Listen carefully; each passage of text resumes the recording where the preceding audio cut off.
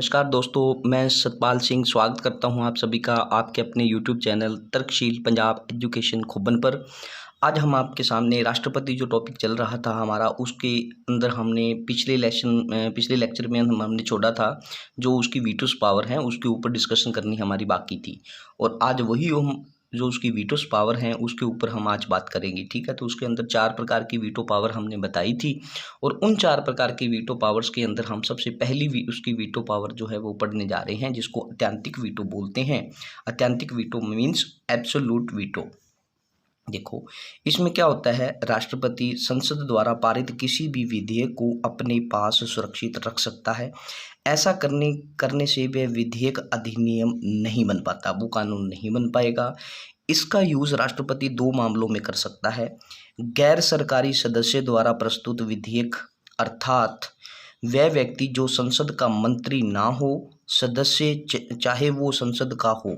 ठीक है, संसद का, देखो संसद के अंदर वो सदस्य चाहे हो लेकिन वो मंत्री ना हो, और ऐसे व्यक्ति के द्वारा जब कोई भी विधेयक पेश किया जाता है, प्रस्तुत किया जाता है, तो उसको बोला जाता है गैर सरकारी सदस्य द्वारा प्रस्तुत विधेयक। ऐसे विधेयक को वो अपने पास सुरक्षित रख सकता है।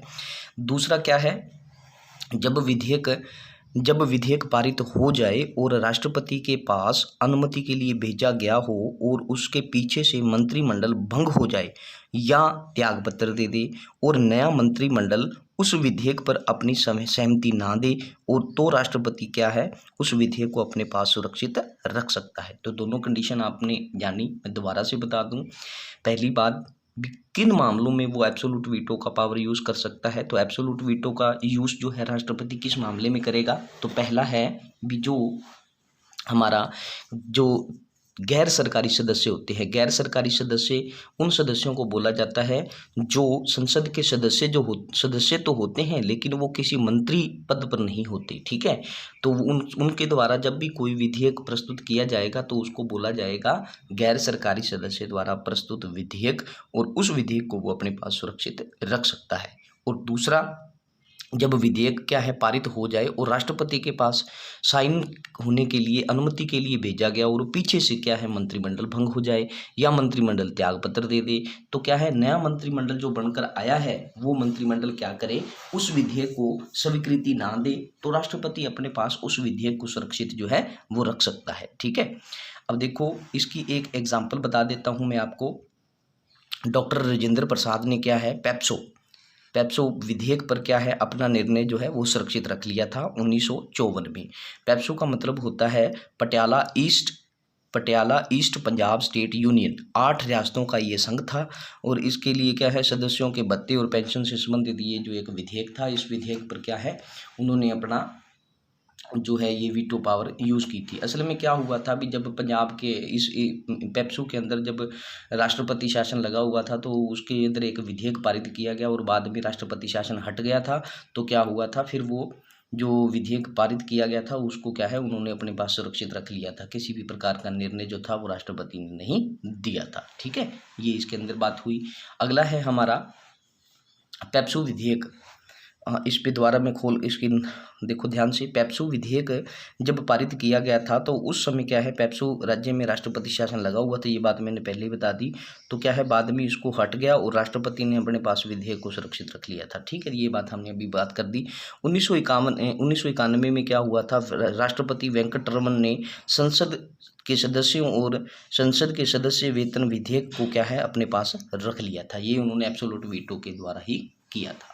अगली वीटो पावर है उनकी, राष्ट्रपति की निलंबनकारी वीटो। निलंबनकारी वीटो मीन्स सस्पेंडिंग वीटो। इसमें क्या होता है, जब राष्ट्रपति किसी विधेयक को पुनर्विचार के लिए भेजता है तो वह ऐसा अपनी सस्पेंडेड वीटो की पावर के तहत करता है। ठीक है, अगर सदन बिना किसी संशोधन करके विधेयक को दोबारा राष्ट्रपति के पास भेज दे तो राष्ट्रपति को उस विधेयक पे अपनी स्वीकृति देने के लिए बाध्य माना जाता है। तो ये जो काम होता है ये सस्पेंडिंग वीटो के तहत आता है, ये भी हमने पढ़ा हुआ है। अगला है हमारा पॉकेट वीटो। पॉकेट वीटो के अंदर क्या होता है, जब राष्ट्रपति जो हमारा राष्ट्रपति है किसी विधेयक पर ना तो अपनी स्वीकृति दे और ना ही विधेयक को लौटाए और ना ही अस्वीकृति दे और विधेयक को अनिश्चित काल के लिए अपने पास लंबित कर दे। तो इस प्रकार वो क्या है, पॉकेट वीटो का यूज़ करके ही करता है। भारत के राष्ट्रपति के पास विधेयक पर निर्णय लेने के लिए कोई सीमा तय नहीं की गई है। अमेरिका के राष्ट्रपति के पास केवल 10 दिन है। अमेरिका के राष्ट्रपति को 10 दिन में अपना निर्णय देना होता है, लेकिन भारत के पास इसका समय जो है वो निश्चित नहीं किया गया। भारतीय राष्ट्रपति के पास इस संबंध में पावर अमेरिका के राष्ट्रपति से ज़्यादा है। ठीक है, ये पॉकेट वीटो की बात की गई है इसमें। उसके दोबारा से इसको थोड़ा मैं बता देता हूँ। भी देखो, भी जो राष्ट्रपति है वो किसी भी विधेयक पर अपनी स्वीकृति ना दे और ना ही वो विधेयक को लौटाए और ना ही अपनी अस्वीकृति दे, तो विधेयक को अनिश्चित काल के लिए लंबित कर दिया जाता है राष्ट्रपति के द्वारा। तो ये राष्ट्रपति की पॉकेट वीटो के तहत होता है। भारत के राष्ट्रपति के पास जो विधेयक और निर्णय जो देने के लिए कोई सीमा नहीं है। राष्ट्रपति अमेरिका का जो होता है उसको 10 दिन में अपना निर्णय देना होता है और भारतीय राष्ट्रपति की शक्ति इस संबंध में अमेरिका के राष्ट्रपति से ज़्यादा है। ठीक है, आपसे कभी भी पूछा जा सकता है किस मामले में भारतीय राष्ट्रपति के पास अमेरिका के राष्ट्रपति से ज़्यादा शक्ति है, तो वो है हमारी पॉकेट वीटो के संबंध में। ठीक है, 1986 में क्या है, ज्ञानी जैल सिंह जो थे हमारे राष्ट्रपति, उन्होंने इसका पॉकेट वीटो का यूज़ किया था और ये भारतीय डाक अधिनियम के संबंध में उन्होंने यूज़ की थी। देखो, विधेयक था अभी उसमें एक विधेयक बना था, उसमें बताया गया था भी जो पोस्ट ऑफिस में आप डाक डाल के आते हैं भी उस डाक को है जो पोस्ट मास्टर है वो पढ़ सकता है, खोल के पढ़ सकता है। तो इस प्रकार से देखा गया भी कहीं ना कहीं जो नागरिकों की प्राइवेसी है उसको ख़त्म किया जा रहा है। तो राष्ट्रपति ने इस पर अपना जो निर्णय था वो सुरक्षित रख लिया था, किसी भी प्रकार की सहमति जो है वो नहीं दी थी। ठीक है, तो ये पॉकेट वीटो का उन्होंने यूज़ किया था। ठीक है, अब इस देखो, संविधान संशोधन से संबंधित कोई भी विधेयक पर राष्ट्रपति ऐसा नहीं करेगा और राष्ट्रपति की शक्ति को कंट्रोल किया गया कब, 1971 में।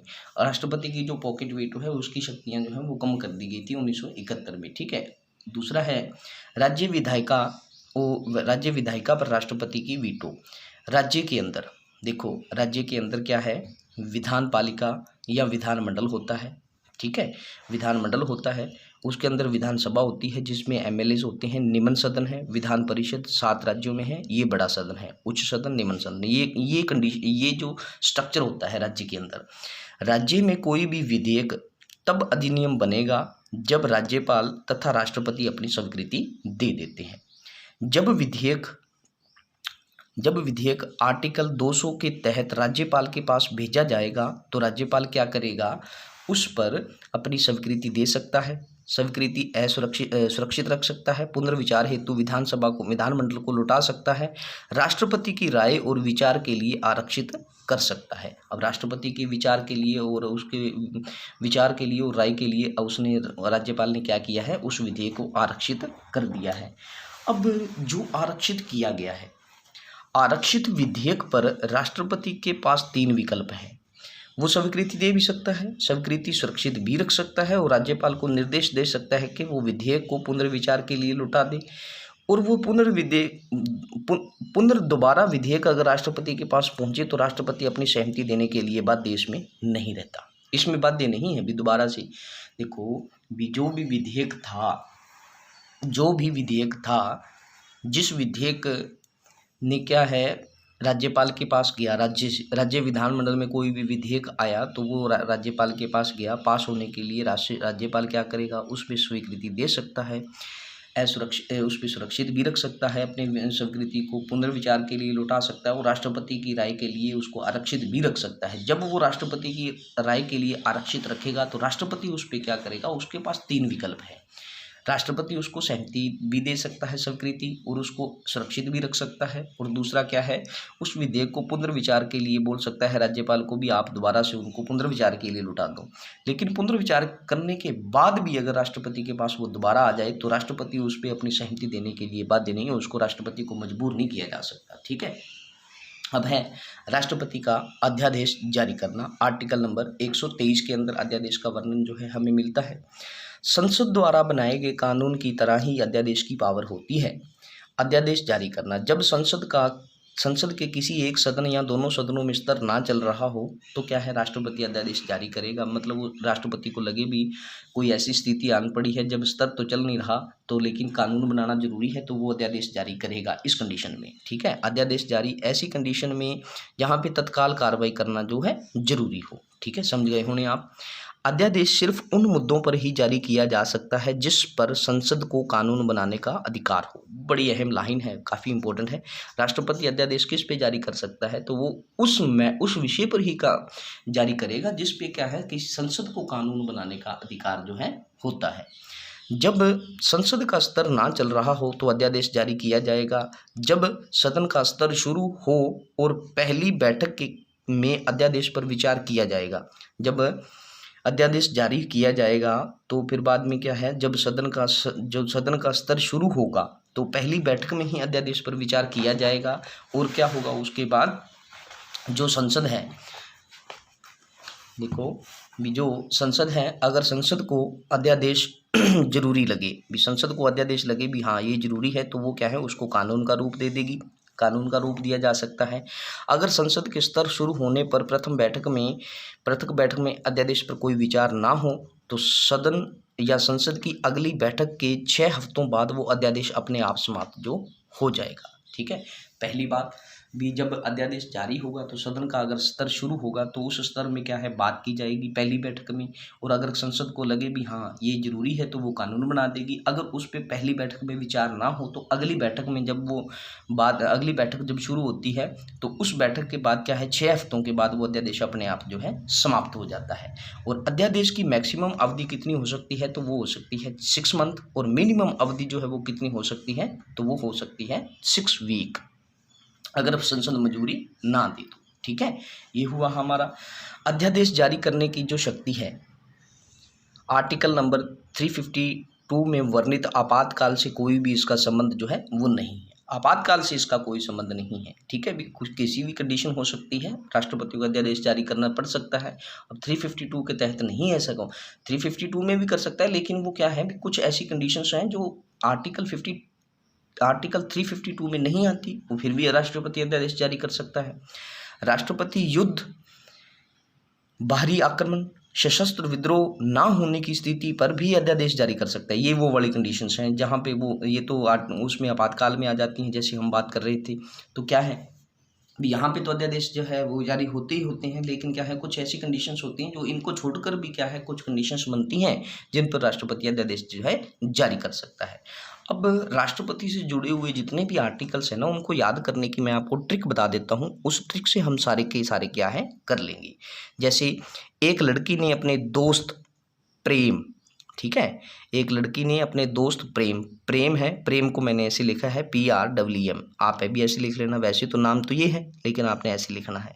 प्रेम से कहा कि कल ट्रैकिंग, ठीक है, ये ट्रैकिंग को इसे लिखोगे आप, पर चलना है। सो कम इन टाइम, ये एक लाइन याद रखनी है। एक लड़की ने अपने दोस्त प्रेम से कहा कि कल हम ट्रैकिंग पे चलना है, सो कम इन टाइम। ठीक है, तो ये एक लाइन है, बड़ी आसान सी लाइन है। इसी लाइन में सारे आर्टिकल्स जो हैं हमारे याद हो जाएंगे।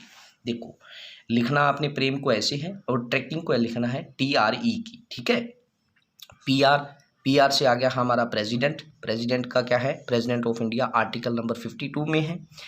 EC होगा executive powers of the union, संघ की जो आप कह सकते हैं संघ की कार्यपालिका जो शक्ति है उसके अंदर जो है आर्टिकल नंबर 53 के अंदर किया गया है संघ की कार्यपालिका का वर्णन जो है। ठीक है, E से है इलेक्शन ऑफ द प्रेसिडेंट 54 में। M से है manners of election of president, manners मतलब शर्तें वगैरह जो भी हैं। ठीक है, 55। T से है टर्म, कार्यकाल प्रेसिडेंट का, तो ये है हमारा 56 के अंदर। देखो PRWM प्रेम यहाँ पे खत्म हो गया, अब ट्रैकिंग पे आ गया TRE की। ठीक है, TRE की पे जाना है। ठीक है, देखो टी हमने देख लिया है, टर्म मतलब उसका कार्यकाल की बात कर ली है, वो सारा 56 में बताया गया है। RE में क्या आएगा, एलिजिबिलिटी ऑफ री इलेक्शन, मतलब राष्ट्रपति का जो इलेक्शन होता है उसके ऊपर जो बात की गई है, री इलेक्शन की बात की है। दोबारा से जब इलेक्शन करवाया जाएगा, कितने समय में करवाना जरूरी है, कितने समय के पश्चात होना जरूरी है, कब तक करवाया जाता है, या राष्ट्रपति जब अपने पद पर है तो नया राष्ट्रपति कितने समय में आएगा, तो वो सारी चीज़ें जो है वो वर्णन किया गया है हमारा एलिजिबिलिटी ऑफ री इलेक्शन में 57 के अंदर। क्यों से हम ले सकते हैं qualifications for election of president, qualification उसकी योग्यताओं का वर्णन जो है 58 में वर्णन किया गया है। सी से हम ले सकते हैं conditions of the president office, ठीक है, condition of the president office 59 में है। ओ से हम ले सकते हैं ऑथ मतलब उसकी जो वो प्रेसिडेंट की आपको पता है कौन दिलाता है, मुख्य न्यायाधीश, ये सारी बातें हम पहले कर चुके हैं थ्योरी में। आर्टिकल नंबर 60 में इसका वर्णन है। आई से है इम्पीचमेंट 61 में है। अब देखो time of holding elections to fill vacancy of president, तो ये हमारा 62 के अंदर इसका वर्णन जो है किया गया है। अब देखो आर्टिकल नंबर 3-4 और हैं, इनको याद रखना। आर्टिकल नंबर 72 ये राष्ट्रपति की क्षमादान शक्ति का वर्णन करता है। आर्टिकल नंबर 123 अध्यादेश जारी करने की शक्ति है। आर्टिकल नंबर 143 सुप्रीम कोर्ट से सलाह लेने की शक्ति जो है राष्ट्रपति के पास है, लेकिन सुप्रीम कोर्ट की सलाह मानने के लिए राष्ट्रपति बाध्य नहीं है। ये सारी चीज़ें जो हैं कहाँ बताई गई हैं, तो आर्टिकल नंबर 143 में। मैं दोबारा से आपको ट्रिक जो है याद करना जो है बता दूं, कैसे हो याद करना है। एक लड़की है कोई, वो अपने दोस्त से बोलती है और उस दोस्त का नाम है प्रेम से कहा कल हमें ट्रेकिंग पर चलना है, सो कम इन फास्ट। प्रेम को आप लिखोगे PREM में और ट्रेकिंग को लिखोगे TRE की। बस 2 ही शब्द हैं और इन 2 शब्द से आप बता सकते हैं। 52 से शुरू होता है और 52 से लेके 62 तक आप 10 आर्टिकल्स जो हैं वो आप बिल्कुल बेफिक्र से होकर याद कर सकते हैं, ठीक है। तो ये हमारा राष्ट्रपति जो था टॉपिक आज समाप्त हुआ। अगला टॉपिक हम करेंगे वाइस प्रेसिडेंट, और वाइस प्रेसिडेंट के बाद आगे चल पड़ेंगे हम प्रधानमंत्री PM पर, ठीक है। तो सेंट्रल गवर्नमेंट हमारी जो है ख़त्म हो जाएगी। तो दोस्तों आज के लिए इतना ही काफ़ी है, बाकी हम करेंगे नेक्स्ट क्लास में। तब तक के लिए धन्यवाद। प्लीज़ आप अपने इस चैनल को मैक्सिमम लाइक और सब्सक्राइब जरूर कीजिए, बच्चों तक मैक्सिमम इसको पहुँचाइए, ताकि जो गरीब बच्चे हैं जो पढ़ नहीं पा रहे पैसे के अभाव के कारण, उन तक इन चीज़ों का जो पहुँच पाना ज़रूरी है और इसमें हमें आपके साथ की ज़रूरत है, ठीक है। धन्यवाद दोस्तों, मिलते हैं फिर नेक्स्ट क्लास में।